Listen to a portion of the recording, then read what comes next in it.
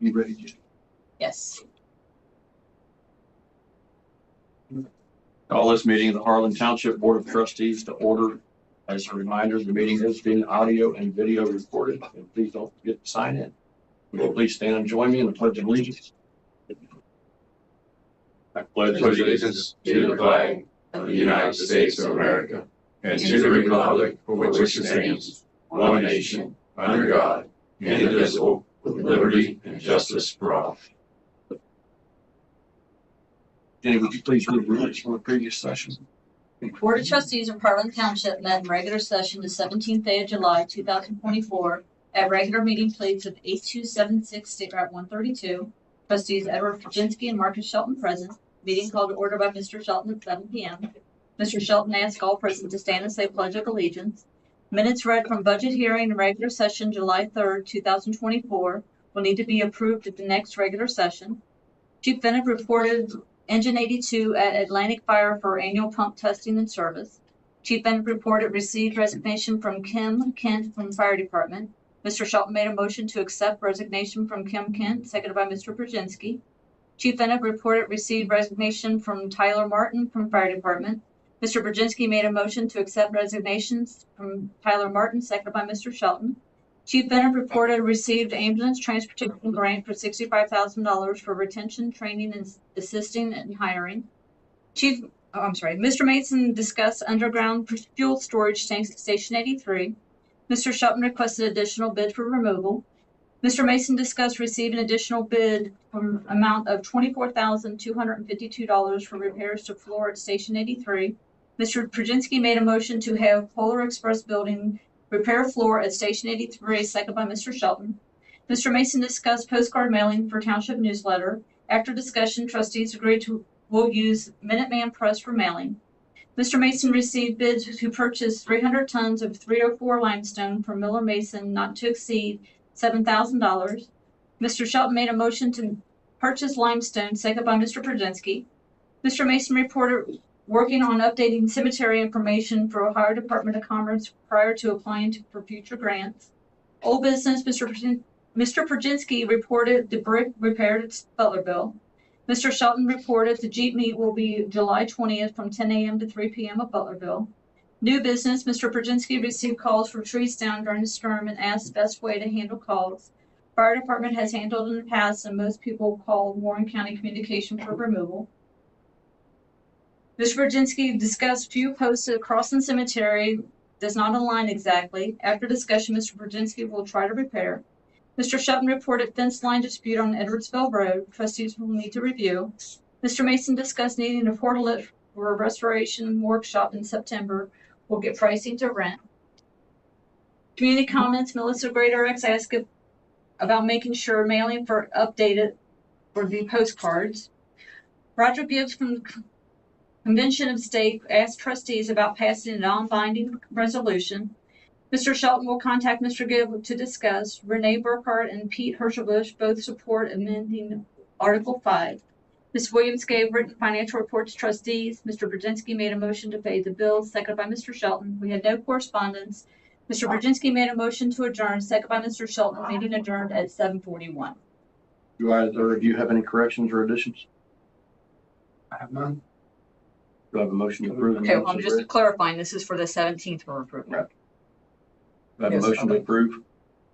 A motion to approve. Second. Nope. I can't. Second. That's very That's all right. All right, so now we need the budget hearing and the regular session from July 3rd to be approved. Just to be you two. That means you two. Do I have a motion to approve those? Have a motion to approve. Second. Thank you.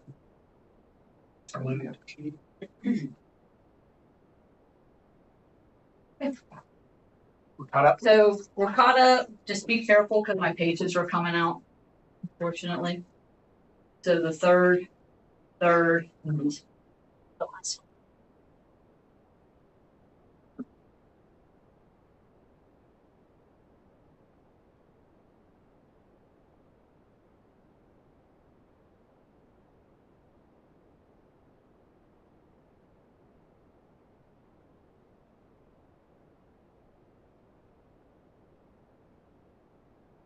If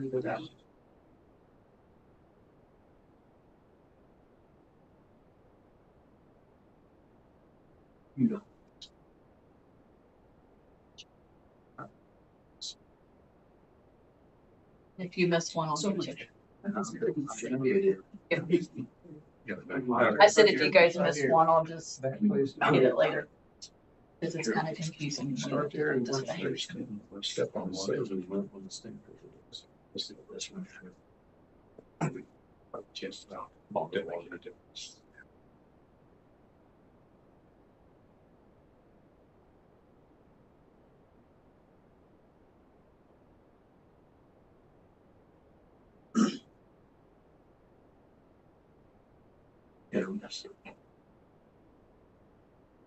All right, while he's getting this set up, we're going to switch the meeting up this evening. We have the Honorable Judge Loxley and Mr. Fisher with us this evening, and I guess you guys have a presentation to give us tonight. We do, yes, thank you very much. And I have to ask a question though first. Do you ordinarily have your trustee meetings here? You do? Okay. As of this year. As of the 1st of January. As of this year, because we were over at the old building, obviously, and it saved us. Well, I was thinking that we might be over there. And I thought there for a moment you did this just for us because you have the presentation on the walls. So We couldn't do that. I stand We corrected. can here. I know, we couldn't do it there, but you can here. So anyway, Judge Gary Loxley, thank you for allowing my colleague, Judge Rob Fisher and I to come out here. Once again, we've invited ourselves out here to give you this presentation. We were last out here 2 years ago to give you an update on what's going on in the Warren County Court, and we're going to do the same thing today. I'll give the first half of the presentation. Judge Fisher will give the second half. And if you just want to follow along, we do have a slideshow presentation. I cover the northern part of the docket, and Judge Fisher covers the southern part of the docket, Area 1 and Area 2. When you think of the Warren County Court, you say, well, that covers all of Warren County, doesn't it? Doesn't. Okay, Warren County Court of Common Pleas does, probate court does, juvenile court does, but the Warren County Court, where we have our court, covers only a part of Warren County. And let me explain. There are 3 municipal courts in Warren County. Up in the northern part of the jurisdiction, you have Franklin Township, city limits of Franklin. Anything that happens there goes to the Franklin Municipal Court. Okay, anything that happens in the center part of the county, Turtle Creek Township, the city limits of Lebanon, goes to the Lebanon Municipal Court. And down south, anything that happens in Deerfield Township or the city limits of Mason goes to the Mason Municipal Court. The Warren County Court, where we preside, is everything else in Warren County. So there are 11 townships in Warren County. You subtract those 8 and those 3 municipalities, that gives us 8 townships, 10 villages and municipalities. Obviously, Harlan Township falls in our court's jurisdiction. That's why we're out here. What we do is every other year come out, like I said earlier, to all 18 of those jurisdictions within the Warren County Court footprint and give you an update on what's going on. So that's the reason why we're here today. We are interchangeable parts. Judge Fisher and I can cover for each other. Sometimes we do that. And even though I live in the northern part of the county and he lives in the southern part, we don't have to. I could live in the southern and preside over Area 1. He could live in the northern and preside over Area 2. This slide talks about our court staff. I'm not going to read this to you, but these are the personnel who work along with Judge Fisher and me. They do a great job on behalf of the community, on behalf of the court. I can't say enough about the good work that they do. I will mention, as a highlight though, on the left-hand side there toward the bottom, Aloysia Kissenberth worked for many, many years over in the domestic relations court. She joined us in late 2022 and hit the ground running. She's our case assignment commissioner. Has visibility on virtually everything that goes on in the court. Our probation department there on the right-hand side, we have 2 of our newest employees within the last year. Madison, or Maddie Wallen, is our newest probation officer, and there at the bottom, Elaine Stonebreaker is our newest probation clerk. This slide is necessary because we come out and tell you about all the cases and everything that we do. Our briefing wouldn't be complete without reviewing a slide like this. There are 4 years listed here. We left 2020 out for obvious reasons. That was the pandemic year, and our statistics were a little bit skewed in 2020. In fact, we weren't even out here, even though we come out every even numbered year because we canceled all of that. Now, our court was still in operation every single day. We never closed our court. We were essential personnel. What we did was suspend jury trials from last half of March all the way until the 1st of June, and then we resumed jury trials in 2020 as of the 1st of June. But we left the statistics off here on this slide for that reason. If you just take a look at that real quick, you can kind of see on the traffic area, especially last year and the last couple of years, the traffic citations are down. I wish I could come up with an explanation, or we could come up with an explanation for that. If you go back and take a look at our historical statistics in the Warren County Court, back in 2007, we had over 6,000 traffic citations filed in our jurisdiction. The following year, 2008, over 5,100 traffic citations. Mentioned this to another audience maybe a month and a half or so ago, and the person said, well, maybe one of the reasons why is this. Maybe somebody was issued a citation, they came into your court, you sentenced them, and they know they better not come back ever again. Maybe that's what it is, maybe it's not. But you would think with the increase in population, the numbers would go up, wouldn't you? You would think. We took a look at the mayor's court statistics here in Warren County. Those mayor's court statistics are similar to ours. So, but the bottom line is, regardless of 5,084 cases last year, we're still busy in our jurisdiction. Next slide. I'm going to talk about a couple of current issues listed here, and then Judge Fisher will talk about a couple of more current issues during his presentation. One listed here is distracted driving. I mean, who hasn't been driving out on the roadway and seen somebody who you believe, and good reason to believe, has been distracted because they're looking down? Chances are they'll have a phone. You wouldn't believe the things that occur. People are perusing the internet, playing video games while they're driving, trying to dial a telephone number, punching over and over and over again. The only exception to this distracted driving rule is you can punch once or swipe once. That's it. Okay? And you can hold this phone up to your ear as long as you're talking into the phone at the time. Those are the only exceptions to the rule. But we see distracted driving in our court now. We're seeing more and more of these cases. And I think over time, we're going to see that many more. A first offense distracted driving in 2 years carries with it a maximum punishment of $150 fine, 2 points on your driver's license. Second offense within that 2-year period, 3 points on your license, a fine of up to $250. And if you get a third offense within a 2-year time frame, and by the way, these distracted driving records are always on your driving record. They don't go away. That third offense carries with it a 4-point violation on your driver's license through the Bureau of Motor Vehicles, a fine of up to $500. And we, as the sentencing judge, can go ahead and impose a 90-day license suspension for somebody to drive if they get their third offense in 2 years. I haven't seen a second or third offense yet. I don't think Judge Fisher has either. But we're seeing more and more of these. You know, there was a phase-in period last year. This took effect in April 23, and then starting in October is when they began to get actually cited. And it's a primary offense. You don't have to wait on any other type of offense. If somebody, a law enforcement officer, sees you do this, that you can be cited just for that. No other reason. It used to be a secondary offense, but not anymore. Second, on the current issue slide is a title, strangulation. It's a term of art. It's a legal term. Basically, you're talking about closing off the nose or the mouth, obstructing the airways, or the neck or the throat, obstructing the airways so a person cannot breathe. It's interesting, but strangulation, using that terminology, became a felony in Ohio just last year. It was the last state of all 50 states in this country to make strangulation a felony. I know there were interest groups who have been pushing for this for a number of years. It finally took effect last year. We see some cases, obviously we don't dispose of felonies in our court, but we see some for arraignment purposes and preliminary hearings and setting a bond and things like that. And we've seen a handful of these cases over a period of time. How it affects us is those strangulation facts could very well have been either a felonious assault or more than likely a domestic violence situation. We see a lot of domestic violence cases in the Warren County Court. Strangulation is a felony of the 5th degree, 4th degree, 3rd degree, and 2nd. 2nd being the highest degree of felony under Ohio law. If you have a substantial risk of physical harm as a result of strangulation, it's a felony of the 5th degree. If the victim in those facts is a family or household member, it becomes a felony of the 4th degree. If you have a substantial risk of serious physical harm, it becomes a felony of the 3rd degree. And then if you actually cause or create serious physical harm as a result of strangulation, it's a felony of the 2nd degree. And you think of Ohio law, felony of the 1st degree is the highest level felony. Felony of the 2nd degree, punishable usually up to 8 years in prison. So it's a serious offense. Time will tell whether or not some of our domestic violence statistics will change as a result of this strangulation statute. Next slide. The last slide that I'll talk about this evening is this, the Veterans Court docket. Judge Fisher will tell you about his specialized docket that he established and presides over.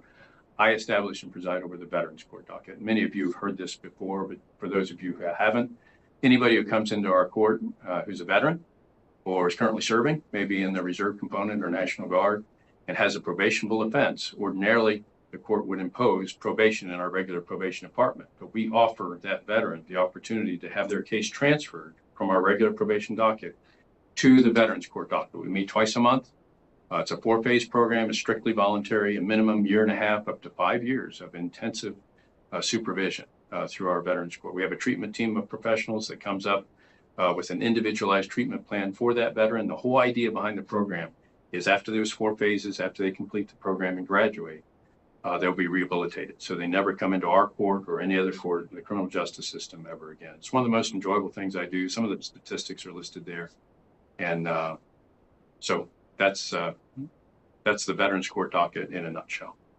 That concludes my portion of this evening's presentation. Do you have any questions of me? No, I appreciate you going out with the veterans, working with them. You have about 3 out of 30 that are a return, but I mean, it's about 11% recidivism rate. Right. And if you look at the Ohio Bureau of Statistics through Rehabilitation and Corrections, that number is well over twice that usually. So we like to think we measure success by taking a look. I authorize our staff to pull the name, social, and date of birth of all of our graduates so that we run them every quarter and find out whether or not they're back in the system. And that's where we come up with that statistic. Good program. I like it. Thank you. Thank you. I'll be followed by Judge Fisher.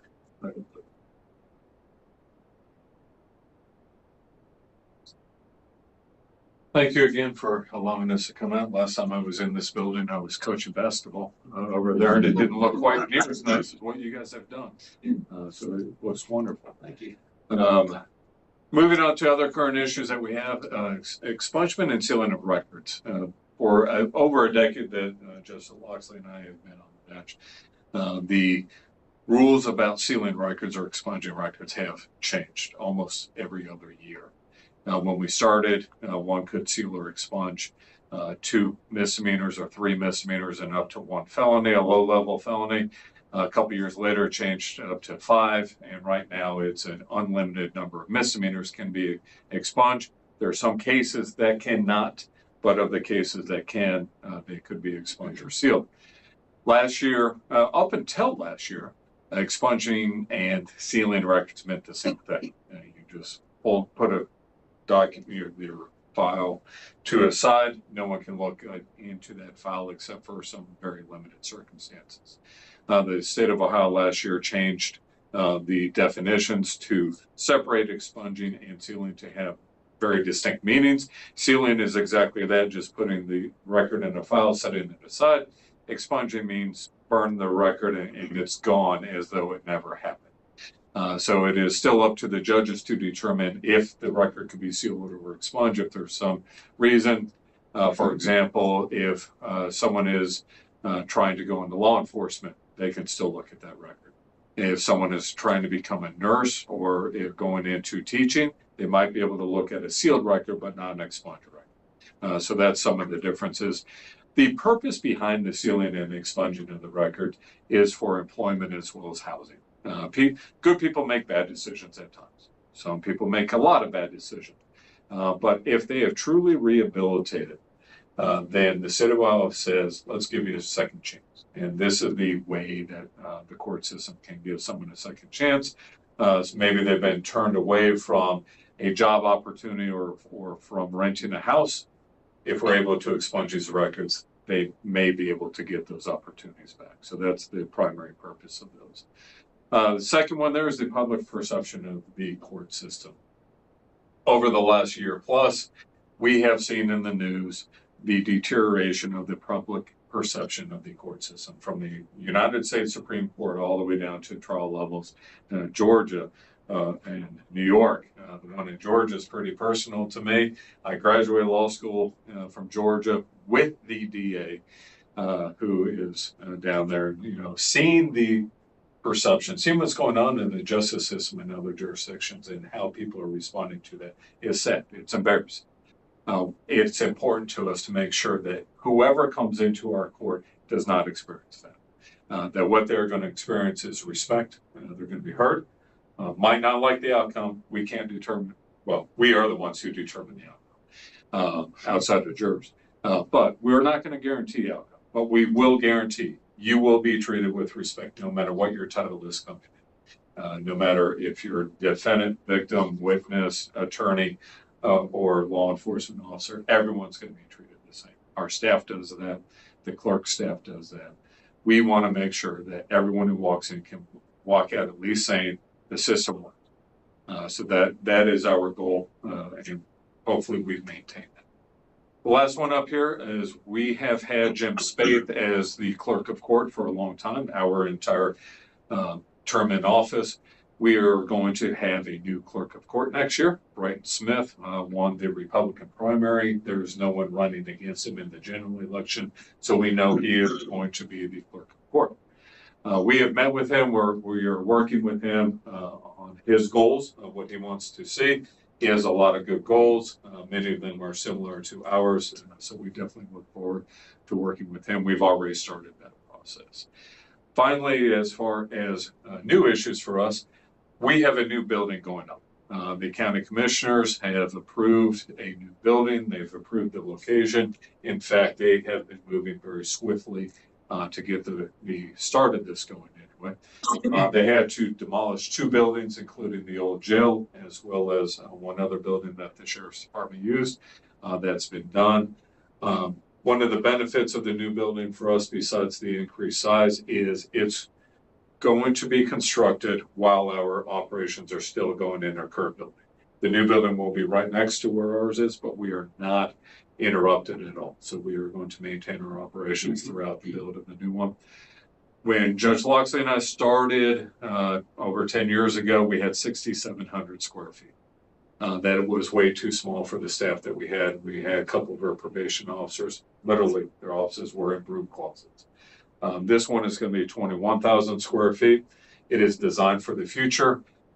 It will have 2 full-size courtrooms. It will have a hearing room for a magistrate. Each of the full-size courtrooms will be large enough to host a common pleas trial.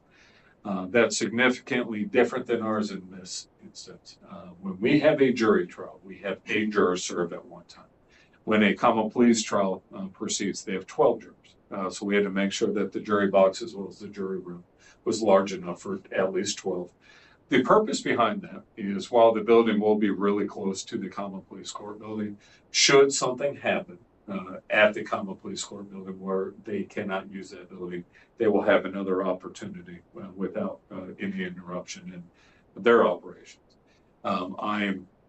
After some discussion with the maintenance individuals, it's my understanding that there's going to be about a 4-day period of time where the common police building is going to have to just shut down for maintenance work, but they will be able to use hours so that their operation still ceases. So we are really looking forward to that. It's going to open hopefully October of 2025. The project manager that we've been in touch with on a regular basis has told us that they are ahead of schedule. So we're still looking at October 2025, optimistic. That is the artist rendering of what the building will look like. As far as color schemes, if you have seen the new jail and the new sheriff's office, it's going to be a very similar color scheme and building scheme. The facade will look similar to that. There wanted to be some symmetry of buildings, not just so that when you're going to the court and going to the jail, you're not going to know which one you're in. You will. But at least the outside will be similar, so at least there's symmetry of what's being built up there. Like Judge Loxley having his veterans docket, I have what we call the success docket. It is a mental health court. We've had a discussion here before about that, but for those that don't know or are not familiar with the mental health court, anyone who has a serious mental health illness and finds their way into the court system, we work with them through our connections with the Warren Clinton Joint Mental Health Board, as well as many of the other organizations to get the treatment, to get housing, to get education, to get transportation, so that by the time they graduate, they are their definition of success, and they are living independently, and hopefully we don't see them in court. It has lowered the recidivism rate. We've had about as many graduates and about as many people who have committed additional offenses. I can tell you that the primary symptom behind the recidivism has been alcohol. People have a hard time struggling with alcohol, even if they've been sober for a couple of years, as they would need to be in order to graduate our program. It's such a draw, and it's so prevalent. I'll keep the politics out of me as far as the other drugs that are now available, but we hope that we can get people just away from it. We have a couple more people graduating at the end of this year. One of the big changes that we did from last time we were here, we have had our sessions be only on Wednesday mornings, like the Veterans Socket. We've recognized a few people that could not make it on Wednesdays because of job opportunities, so we added a Thursday evening. So we now have 2 sessions where we were able to increase the number of participants as a result of that. Next slide, please. In addition to coming out here every 2 years and all the other 17 jurisdictions that we have, we like to do a lot of other community outreach. Judge Loxley is very involved in the veterans groups throughout the state of Ohio, as well as going to graduations, people in junior ROTC. We have school groups come into our building to watch, to talk to us, to shadow us. High school kids, we've had Boy Scout troops. We had an individual who was looking to achieve his Eagle Scout rank, came in and talked to Judge Loxley, and we celebrated that Eagle Scout this past Sunday. In addition to that, we had the homeschool kids who are 8th graders come in to do mock trials. So for the last 5 Aprils, we've hosted mock trials in our courtroom.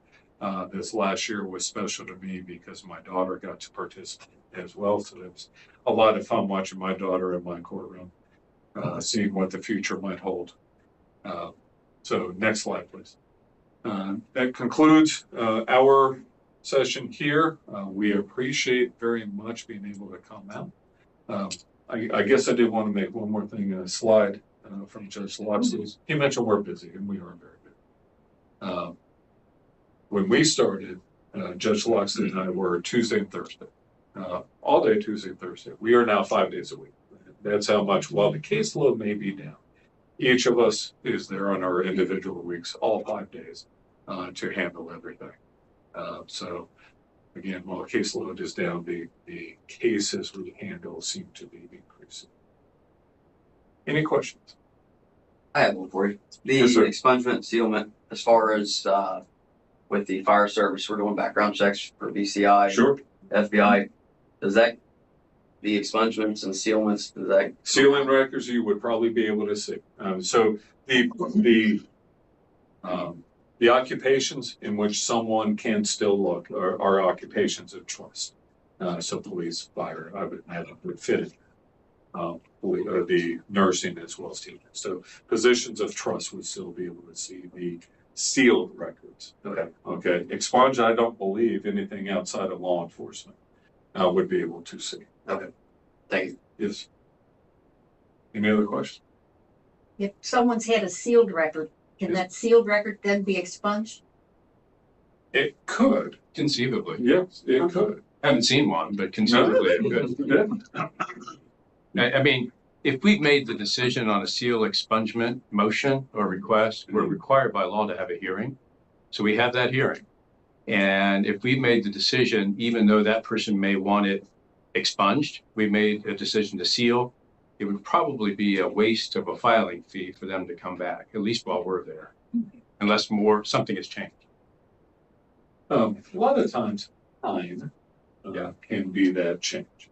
For example, if someone is asking to seal a record, because a record can be sealed 1 year after probation ends. So once that 1 year mark has met, you can petition for it to be sealed or expunged. If you're right around that 1 year mark, the likelihood is a case is more likely to be sealed than expunged, depending on circumstances, but more likely. But if you're 10 years down the road, you've had nothing but good citizenry, the likelihood is we would take a look at that as so there are going to be time factors. There are going to be additional factors. Make sure there are going to be people who may go into law enforcement or people who go into fire and serve their communities. Well, if you served your community in any fashion, that would be taken into consideration. And Rob, military the same way. Background checks, security clearances. Sure.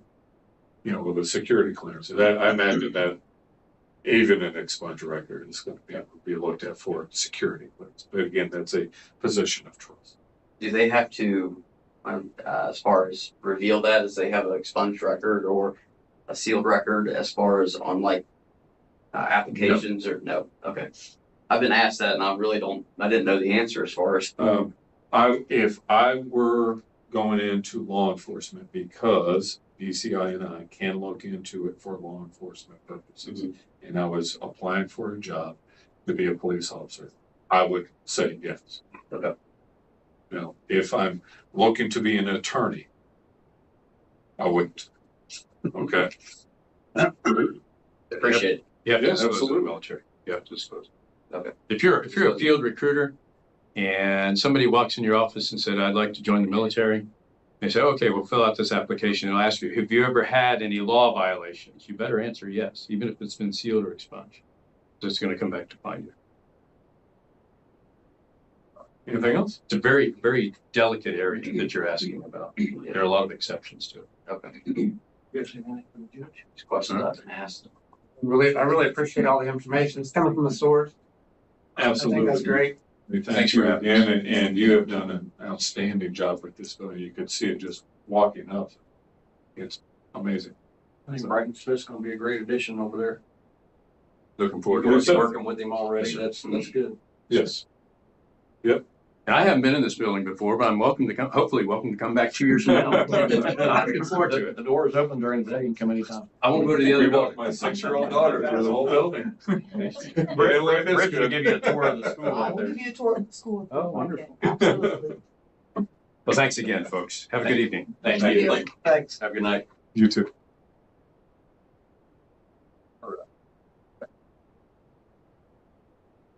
Hope so.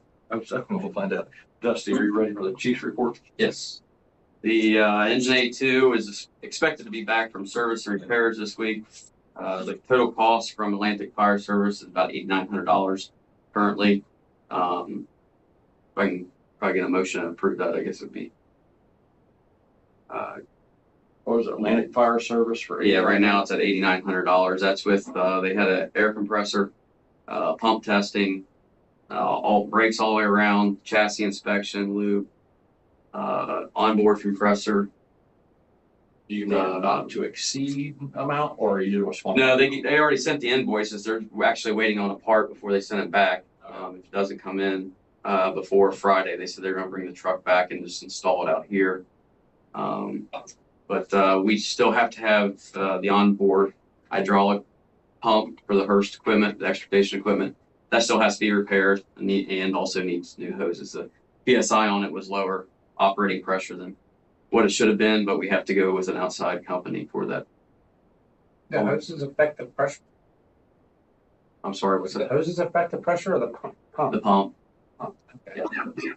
Make a motion, we approve the repairs from Atlantic Fire Service in the amount of $8,900. Second.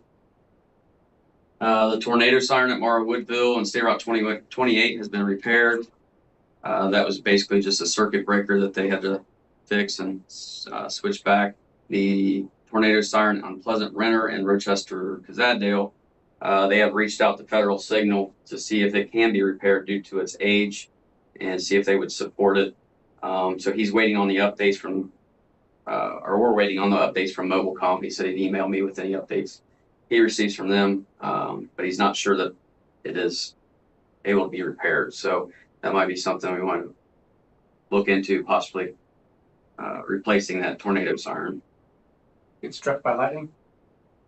He didn't say. Yeah, it sounds like it. Yeah, well, they both went out about the same time. So, and I think they're actually the same sirens, aren't they?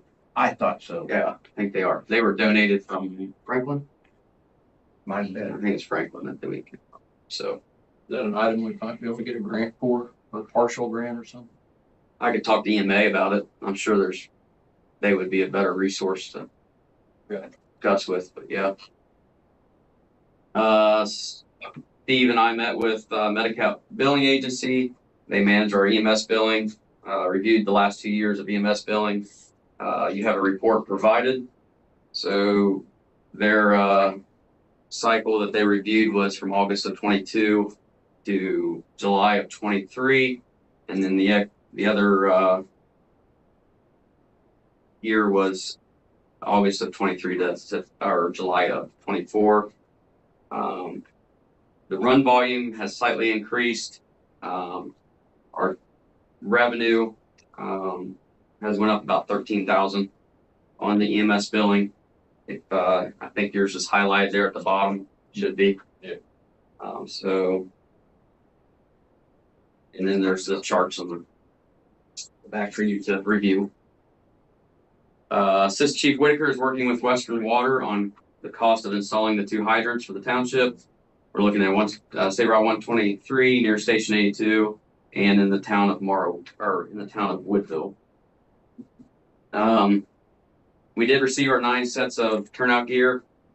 4 of them were paid for by the recruitment and retention grant, and then the other 5 were our annual purchase of fire gear for the fire department out of the fire fund. And Pro Air contract was renewed for 1 year. Pro Air performs the service and air quality testing and inspection for the Cascade Field system for SCBA bottles. Cost of that contract was $1,474. Good. You put it. You need a motion for that? No, That's under on it too.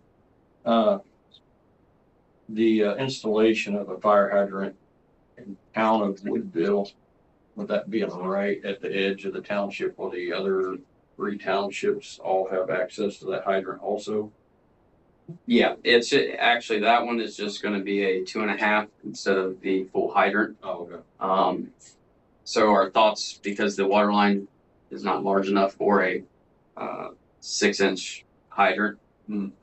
So we thought that having a 2.5 there with having some water supply is better than nothing.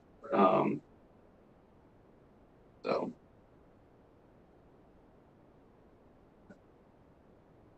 Is that something that other, Well, they it's might not- be interested in It's only a participating in? 2.5, so it's not gonna be, I mean, it's gonna be a speedy. Yeah, it's gonna be in the township, so I mean, it's just like when we use Blanchester's hydrants, if we're ever on that side that's closer, or Claremont County, anything like that, so, It would be accessible yeah. more to the corner where everybody, because that part over there's still pretty rural out. Yeah. We're looking at the church there, the Woodville Baptist Church. Looking at just for pull-offs for tankers, and we're setting up an engine, the pump, relay pump. So. Okay.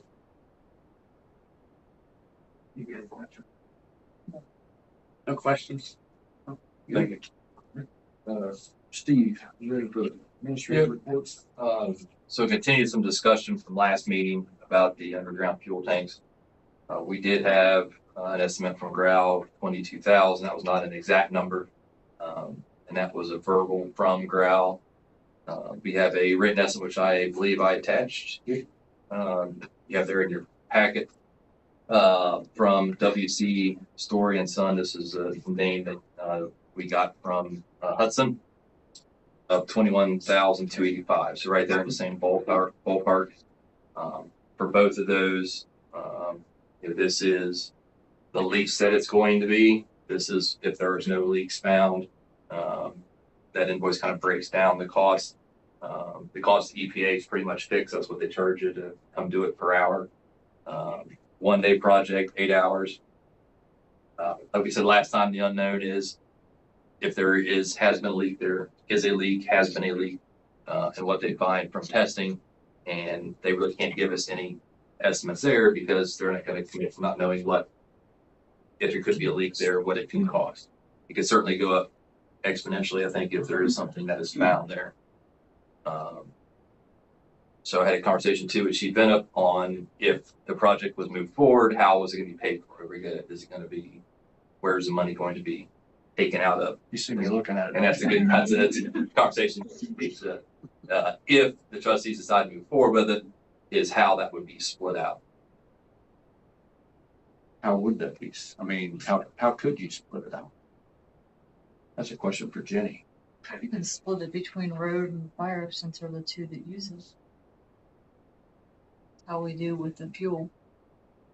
So it's 21,000. That's if there are no leaks. Yeah, and it's really, they aren't shooting a number because the variables get many. If they find something, if they get in there. They give you any idea about how high it could get? Yeah, I mean, he said it could get to six figures. If that thing's been leaking for the past 15 years. Years ago, the prices changed dramatically. I think it was about $8,500 to have a probe that would go down like 10 feet with a core sample. And they take that back and analyze it and give you a pretty good idea of whether there was, but that 8,000 today could be 50,000. Right. Yeah, so it's kind of a, it's not, the cost we have now every year is $1,100, right? It's $1,100 for inspection, and then every 3 years, how much was that one? I don't remember. For the state fire marshal to come out and inspect it. Remember, Jenny, like that? I should have looked that up. I don't remember. But he just came out, right? He just came out. Yeah, so we're good for 3 years on that inspection. We are getting a sign made because we don't have a emergency contact sign up there. So Larry's working on getting emergency contacts up there if there is a spill or incident or something. It's been taken care of. But take See, I thought there was a sign up there. There's a sign up there. I thought I see it. I see a sign in case of emergency. Yes, it's up. Yeah, I thought so. So it's, I say that right now things are working. We don't know of any leaks. Those are one of the things, I just want to bring it up for some discussion beyond just my thoughts or Dusty's thoughts on it. Is it something that we address? We have talked to Hudson Fuel. They will bring us a new double wall tank with no rental fee if we were to decide to go that route for gas. Above ground. We have to build the dike for it and set up. We would need to have the concrete, some sort of a. Sealed. Well, so they'll bring us a double wall tank. It doesn't really need a dike to hold it, but it needs barriers you can run into. Right. So you can run a double wall tank without a dike. But you can't, but you have to have some things protecting Concrete barriers around.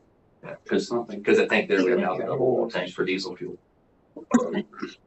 Well, if let's just paying out all the dark chip, the blacktop, the other stuff. Would it hurt to wait on this for about 3 months and see what It it does doesn't. look like? It really doesn't. There's something why the reason I brought it when I did is because they were there doing the inspections and it just kind of was in the front of mind. It was just something to throw out there as a discussion piece on, as far as we know, they're working fine. There's some issues getting parts, but they've been able to work through getting the parts for the pumps. So yeah, everything currently is that there is no known current issue. Right. Until they dig. At some point there will be probably. It just, you kind of roll the dice on when that point might be. Might be next year, might be 15 years, 20 years. Well, I don't think we should wait that long, but I think maybe we revisit this in about 3 months and see where everything's getting to, let things kind of get back to, because, the 21,000 wouldn't be an issue as far, but if we get in there and it turns into a Turns six-figure into a deal, big deal. we got an open hole. And that's one of the things that after you break ground there, you're committed. Right. There's no covered up. Pretend you weren't here. That's not an option. Ground. Yeah. Yeah. And we did ask the question on, I think we discussed last time about just cutting the tanks open and filling them. And it's the same cost essentially. There really is no cost saving. That full amount. Might as well just remove them. Yeah. The concrete replacement at the maintenance building is scheduled for the end of September.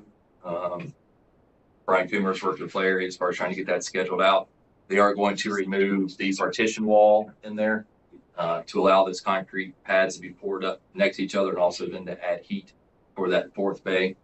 So it'll open us up some inside. Our crew is going to do the removal of that wall sometime before September.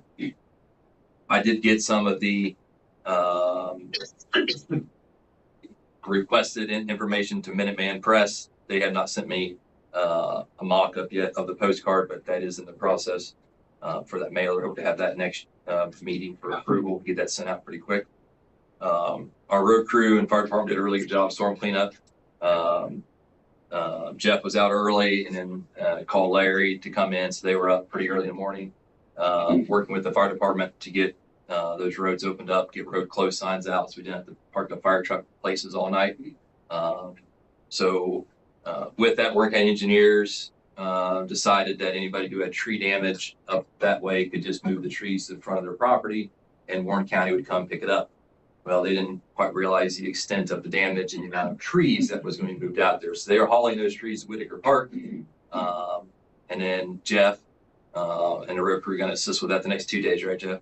Tomorrow and Friday, probably, with getting rid of that debris at Whitaker Park. So I extended our contract with Eric's Propane. We switched to them several years ago. They gave us the same price as we've had over the last year of $1.79 a gallon. So I went ahead and extended that. I think it's a good price. So went ahead and extended that for another year. I talked to Ken about this a little bit earlier. Larry and I, along with Mike from Warren County, met with a couple residents on Creekside, where we just did the chip sealing. They had some concerns about tracking in tar. Their concerns were when they built their houses, they were mandated by the builder code at time to put in either concrete or asphalt driveways. And they've been tracking some of the tar off the road onto those, most of them are on concrete, onto the concrete driveways. Looking at it today, it looks like nice pictures I can show you guys, show after the meeting here, where they doubled up in the center of the road, where the tar truck drove down and it overhung the other side. It had a lot more tar there. And then also in the T section where you go in and turn either left or right, they had to kind of maneuver there, and it doubled up a lot of the tar. And the stone, for some you think more tar would stick more, but I think it didn't stick as well because there was so much there. You think it'd be the opposite, but it looks like to be the opposite of what you thought it would be. They did sweep it a couple times. The discussion with the contractor was, since it was so hot, it was 90 degrees, 92 degrees plus humidity, it may not have cured out. So it should cure out in about 30 minutes, where it won't track after a 30-minute time frame. So the contractor is going to look at it and see. So there's kind of limited of what they're going to be able to do at this point. Obviously, all that tar and that sealer has already hardened, so they can't go back in there and throw aggregate back on top and roll it in. So probably not a lot that can be done at this point. Maybe just looking at going forward, some other options that we can. We talked about the fog seal this time. Is that the right way to go, or is there something that we need to do on some of these, these subdivisions? Have some, multi-million-dollar house, and everybody I talked to was very nice, just explaining that I was mandated to put in a concrete driveway. I have a $1.5 million house, and I have a couple $100,000 worth of cars, and now I don't really want to leave my driveway because I don't want to throw tar and stuff all over my vehicle. So just something to think about. I think for next time, I don't think there's much we're going to be able to do here, but they are going to look at it. Kind of give us an idea if there's something we can do. The Little Miami History Connection contacted me earlier, I think last week maybe, about designing and selling Christmas ornaments that will depict this school, an historical picture of the Butlerville Elementary School. They sent me a couple samples, so as we've gotten used to, we're last on the list. They've done Hamilton, they've done Monroe, and they're down to doing this building. I talked with Mark on the phone. It's kind of a no-brainer. I did talk to Mark, and it really wasn't any reason not to do it. They want to do it. They cover all the costs. They do it for a fundraiser. The ornaments are $15. They're made out of brass. They tell me it's brass. Maybe it's looking like brass. I don't know. They do look like the brass. They say brass, but they will be available online, littlemiamihistory.org, as well as like Grace and May at the Morrow Art Center. When they get those done, they're going to let me know. I'll post a link on our website if people in the area want those. They do look pretty neat, the ones I saw from Salem, and from, Mainville. Last thing I was on the cemetery workshop. I was scheduled, I believe it was September. I got an email from the director that said that workshop has been canceled. Did not give me any reason for the cancellation. So that will not be occurring. Well, I got, Any questions for Steve before you? oh, sorry, I must miss this one. Sorry, or I didn't put it I in. didn't see it in there, but I I saw it. was typing last minute. So yeah, so I apologize. Warren County Mobile Health District, we got some here on the tables over here in the corner if you want to grab one.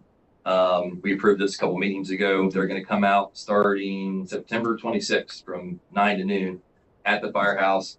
Here's a list of things that they will do. You do have to make an appointment, but it does get someplace out here in the township for some quick checkups or whatever. They got list ups that they will do. I think they plan to be here the fourth Monday in September, all through the winter ice. Soon. So now I'm done. I think let's find something else. It's the fourth Monday, starting in September, and they're gonna go how long? 9 to noon, so it's not a big window. How many months? At least you gave the endpoint.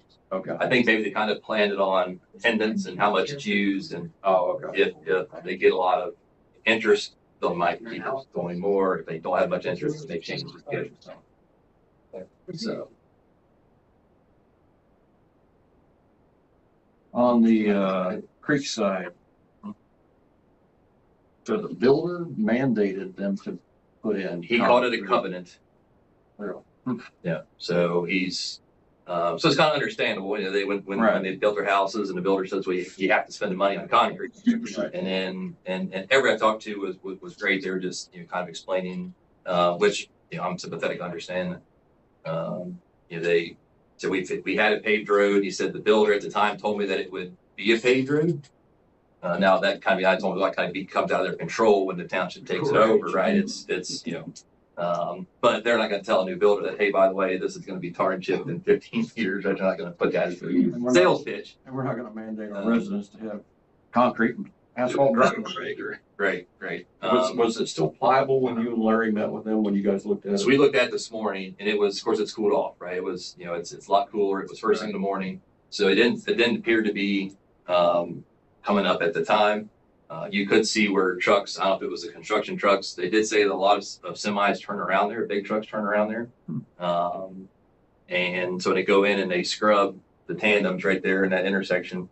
You can see a couple places where they went in and sat still and turned the front tires, and it's down to tar. The gravel's pretty much gone in those areas.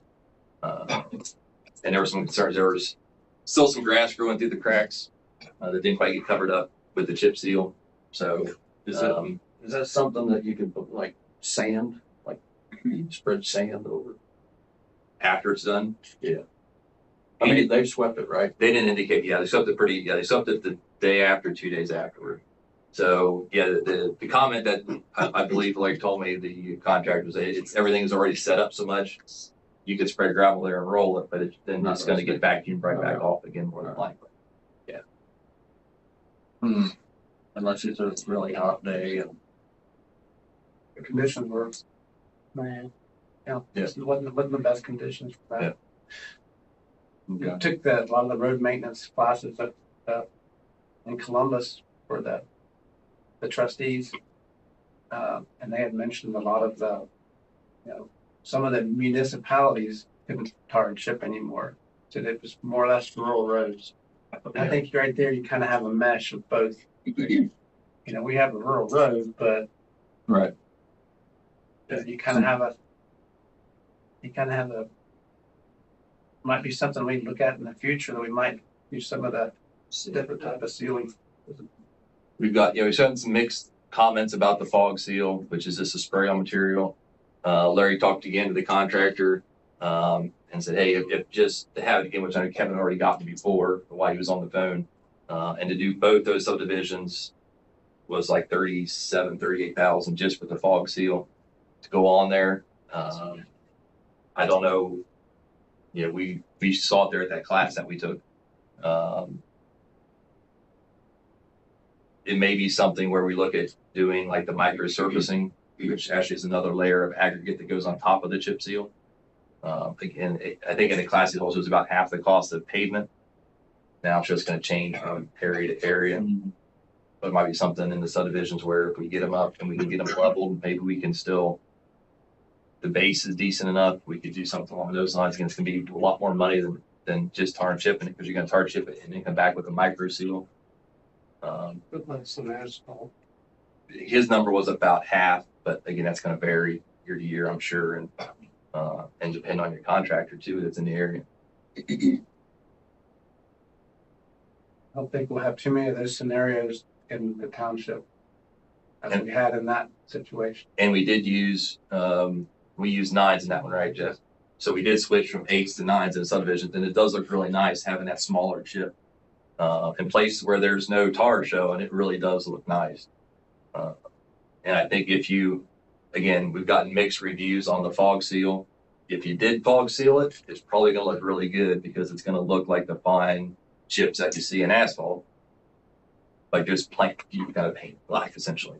And it does add some sealer. The guy today said it does, it's not just for beautification, quote unquote. It does help to fill in some of the small divots between the chips, and it does help to bond the chips together as well. So it does have a purpose as far as sealing the road up.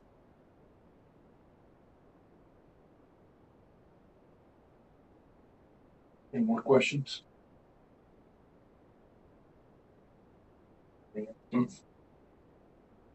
Go to, old business.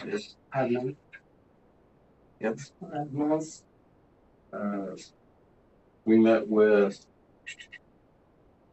Mr. Lumpkin and Mr. Miller today, and hopefully there is a mutual agreement. That's kind of how I felt. They're gonna mutually kind of work this out with the fence line dispute. Is that kind of how you guys felt? Yes. I mean, they seem to come to an understanding in the end. The end was better than the beginning. Yes, by far. You said Mr. Lunkin and Mr. Miller? Yeah. Okay, just making sure. Thank you.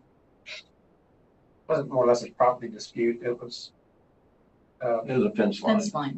Road. Yeah. We talked about it a couple meetings ago. So hopefully that's worked out.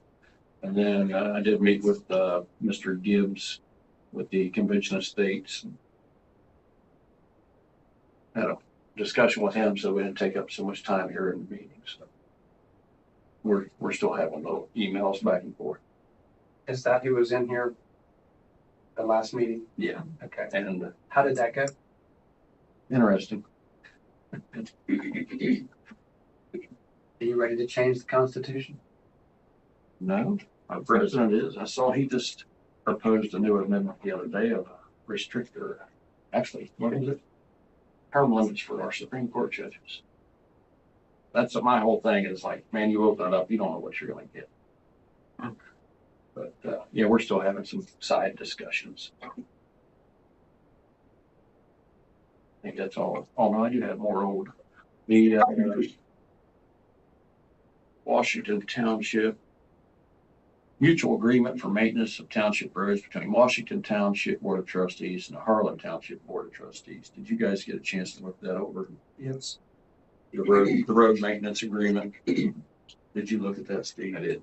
Did anybody take any issues with how it's worded or anything? No. It's the same as what we've been doing. Yeah, Warren County engineers. Instead of a handshake. Yeah, Warren County It was just engineers more of put a this formality. together.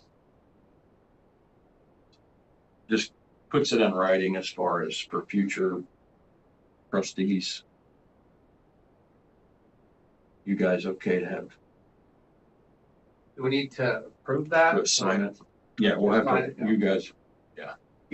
One trustee from each township will sign it. You guys okay to approve it? Yes. Do I have a motion? Make a motion, we approve the new Maintenance maintenance agreement between for Washington Township and Harlan Township. That's for, Washington. that's for Fisher Road, Strout Fisher Road, Nicholson Road. Fisher, Strout. Just the three? Second.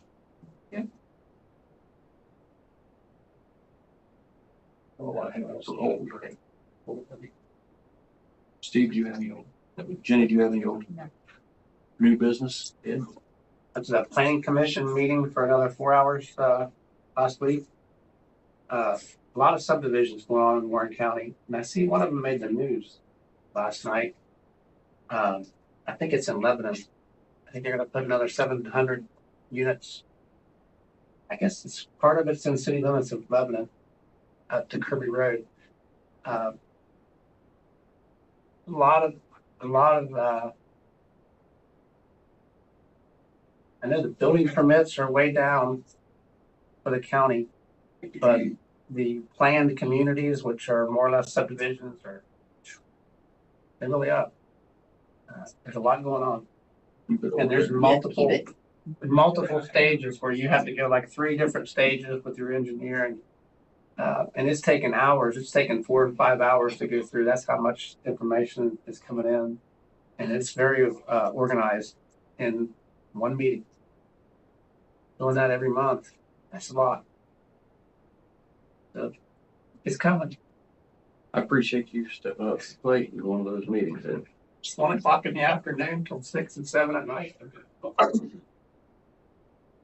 No, it's good to know, what to have some input, and I like to be involved in that and see it. So like I said, it's affected the whole county, so it'll soon be on top of us. So enjoy it while you can. That's all I have as far as news. We passed a resolution on the subdivision, passed the Harlan Township one. So it's the key to the sewer. When you add sewer, then everything opens up, the floodgates open up on us. So as long as you have, rural zoning and you don't have sewer, you have to go with, on-site treatment facility, you're fine. But when you open it up, it can be very, high density. It can grow fast. Inexpensive.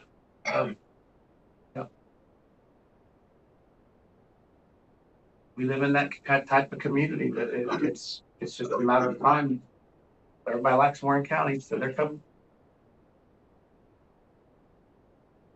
Kevin? Do we want a free Chevy Tahoe or Ford Explorer by way of Warren County Sheriff's Department? I was gonna ask, Do we have a need for what year is it? vehicle? Do you have I'm a not- year? There's a group of them, I'm not sure. I mean, like Good idea, giving bad it to idea. us?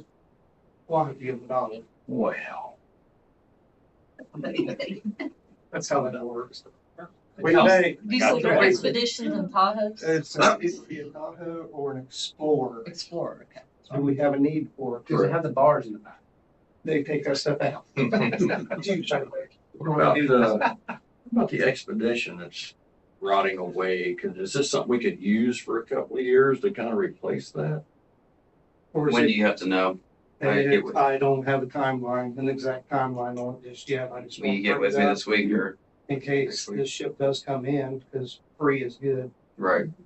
And I'm sure it's been maintained very well, but I didn't know as far as we have need for it. Probably the Tahoe over the Explorer, right?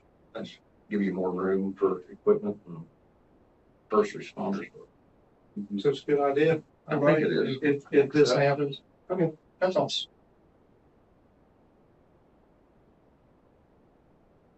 So you're gonna work with Dusty on that? I can get with me.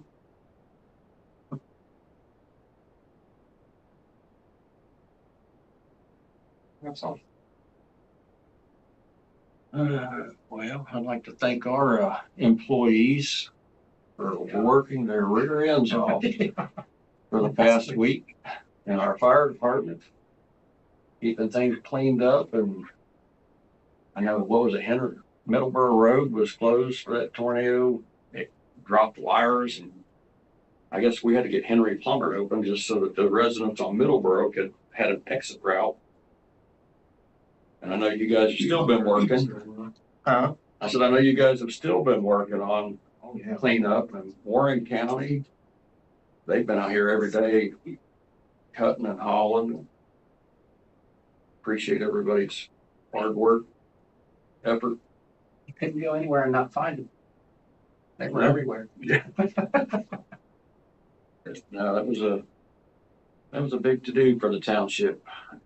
And I think we got through that. We just was going down on a Pretty tree down, like coming to be that.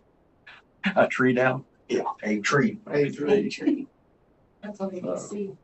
The county used their snowplow just to get a lot of, Sometimes, yeah, they'll take it and push it off the road if it's not too much, but they couldn't done that on Middleborough. Or Edwardsville. Did Yeah. you see the one at the other end? between- Yeah, I heard about it. I've seen a picture of it. I think it came into the park today. Oh, did it? Yeah, Eric was telling me there was a big old pine tree in there, and I said, that's about 4 foot around, I bet. Yeah. Now, this was like a big maple or oak. I don't know, he acted like it was You pine. guys had the road closed, or I guess the Warren County had the road closed pretty far back. But that thing was a monster. Yeah. It was Jamie probably said- 4 or 5 foot around at the bottom. Jamie sent me a picture of it that night, but he said it was huge.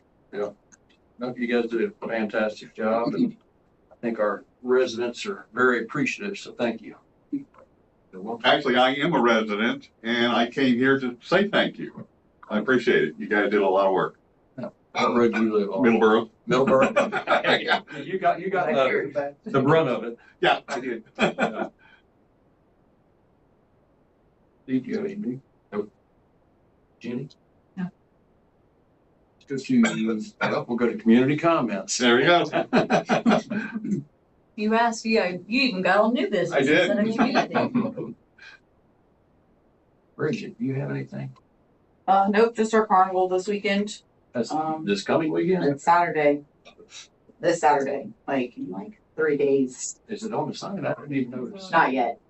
But we got the big old banner Well, out I here. seen the banner, but I didn't It's look at, you. I didn't look I've at seen the the banner. banner before. I didn't look at the date on the banner. I usually typically look at the date on the sign. Yeah, no, That's it's just me. yeah, it's this Saturday. Which Dusty, if you're not taking those tables back anytime soon, we may use some of them Saturday. Yep. I was gonna I ask just you. haven't had a truck to do it yet, so I'll make Mikey take them back up if you let us use 100%.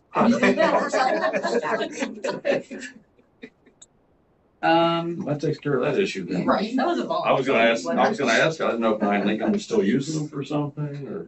No, I don't think they have any other events left here. I think all their other ones are. Okay. And I would like to say happily that we are on a wait list for every single one of our classrooms but one. Nice. So we are growing and they are still coming. After what, a year and a half? We had February, March, Less April, than 2 May, June, years. July. Yeah, year and a half. Congratulations, you guys are working hard. Thank you. We are very, very hard. Long days. But everything's good and bright this world. Things bright and bright. Everything's bright. Bright as can be. What was that old, future so bright I gotta wear shades? Yep. Mhm. Carnival, what's the time zone? 11 to 5. 11 to 5? And if any trustees want to volunteer for the dunk booth, you let me know. Wait a minute. Keep in mind. Over there, he didn't point at nobody. All for the You kids. know, every time you point at me. How much is the bowl? Right back at you. All for the kids.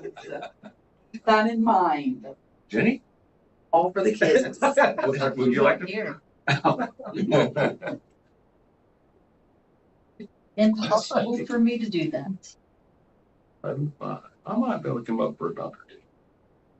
We'll see how warm it is. Oh, JR will obviously be in it. I'm hoping Mikey will get in I might it. have to wear pants on. I'm blind to regulate my legs. So I'm putting you down. Is that what you just said? A possibility. I'll come find you if I have to. Might have to go to Dayton or Middletown. I'll find you. Anybody else? Oh, you know what? I did have one other thing under new business, Jenny. Little blue binder just reminded me when I looked at Dusty. Did you have this? He gave it to me and I gave it to Steve. Oh, okay. Richard Livingston is resigning from the Woodville Joint Board. He's our cemetery coordinator for Harlan Township, but he also serves on this joint board. So he's got personal reasons he needed to resign from that.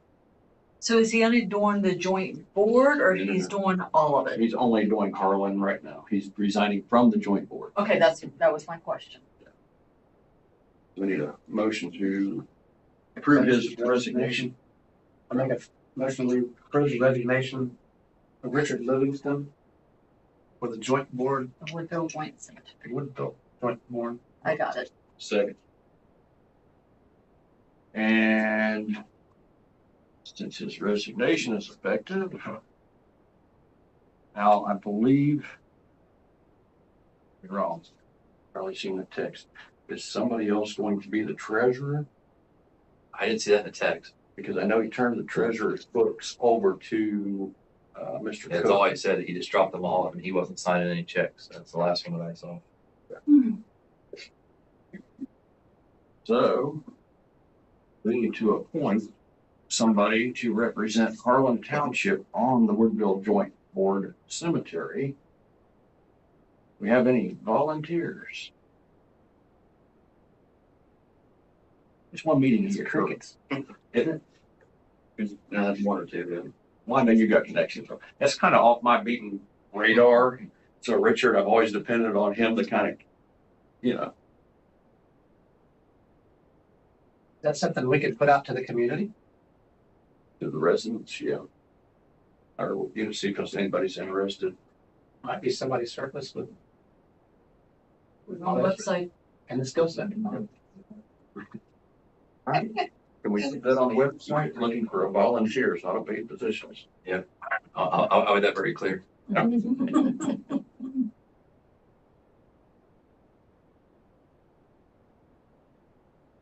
Motion to pay the bills. Makes the motion to pay the bills. A second. Correspondence, I can't write Brzezinski that fast. just write work. Correspondence or none, That's what his email is. not anymore. Oh, yeah, his other one. We have no correspondence. No correspondence. Any other business to be brought before the board? I'll make the motion, we adjourn. Second. Meeting adjourned. Jenny, did you give, Since Kevin left. I think I sent that to you, the receipt.